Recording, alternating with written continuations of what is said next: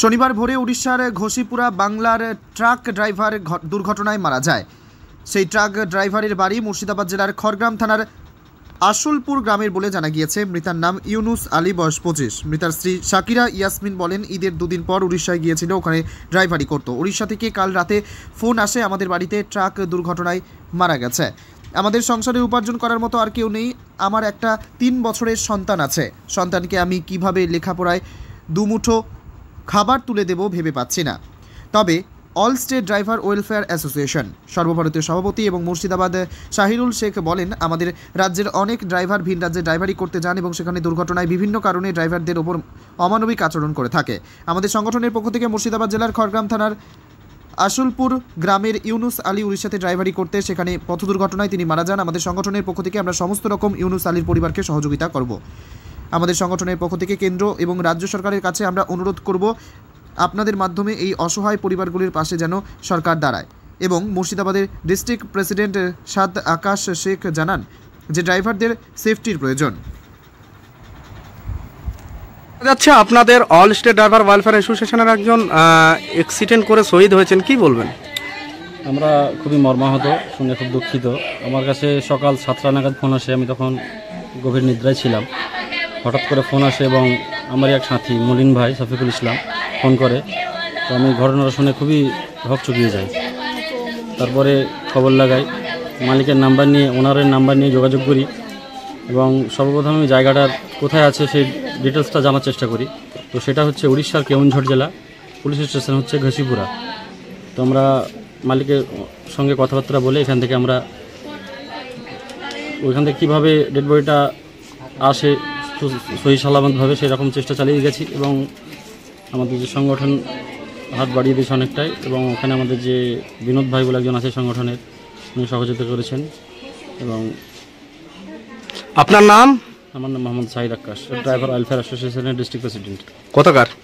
মুর্শিদাবাদ। আচ্ছা, নাম কি যিনি অ্যাক্সিডেন্ট হয়েছেন? আমাদের এই ভাইপো সম্পর্কে হচ্ছে, নাম ইউনুস আলী, আমাদের এই সংগঠনের মধ্যে জড়িত ছিলেন।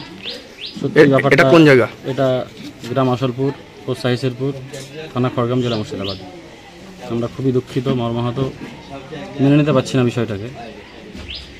তো আমরা চাইব সম্পূর্ণভাবে তাকে সহযোগিতার হাত বাড়িয়ে দিতে।